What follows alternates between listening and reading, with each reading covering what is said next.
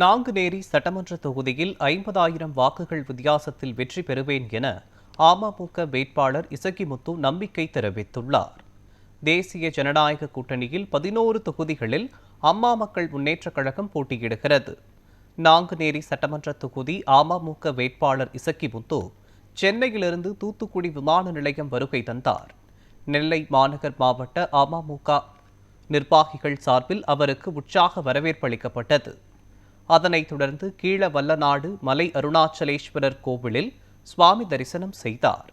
தொடர்ந்து நெல்லை மாவட்டத்திற்குள் வருகை தந்த அவருக்கு அரியகுளம் மாவட்ட எல்லையில் கட்சி நிர்வாகிகள், தொண்டர்கள், பொதுமக்கள் மலர் தூவி மலர் மாலை அணிவித்து பட்டாசு வெடித்து உற்சாக வரவேற்பு அளித்தனர்.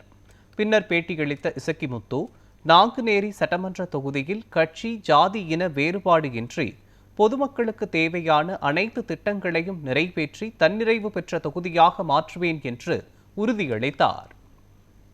தேசிய ஜனநாயக கூட்டணியின் சார்பாக நாங்குநேரி தொகுதியில் அம்மா மக்கள் முன்னேற்ற கழகத்தின் வேட்பாளராக களமிறங்குறேன்.